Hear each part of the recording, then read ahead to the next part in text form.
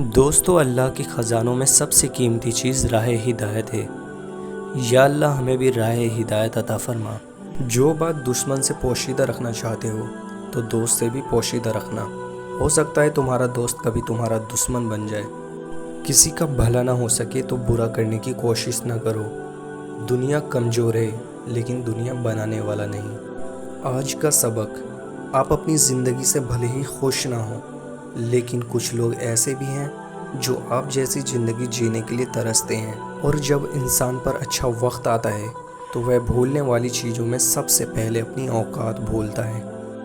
والدین اور درخت دونوں بوڑھے ہو جاتے ہیں لیکن ان کی چھاؤں ہمیشہ گھنی رہتی ہے۔ پریشانی میں مذاق اور خوشی میں تانا نہ دو، کیونکہ اس سے رشتوں میں محبت ختم ہو جاتی ہے۔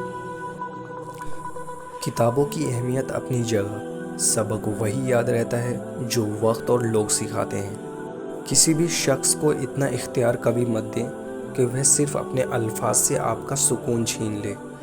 انسان اس وقت اور تنہائی پسند ہو جاتا ہے جب لوگوں کی حقیقتیں سامنے آنے لگتی ہیں۔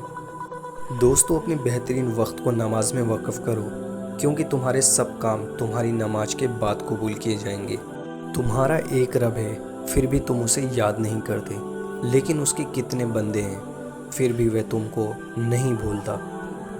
اور 3 چیزیں ایمان کو تباہ کر دیتی ہیں: امیروں کی محفل، عورتوں کی صحبت، جاہلوں سے بحث۔ زندگی کی اصل خوبصورتی یہ نہیں کہ آپ کتنے خوش ہیں، بلکہ زندگی کی اصل خوبصورتی یہ ہے کہ دوسرا آپ سے کتنا خوش ہے۔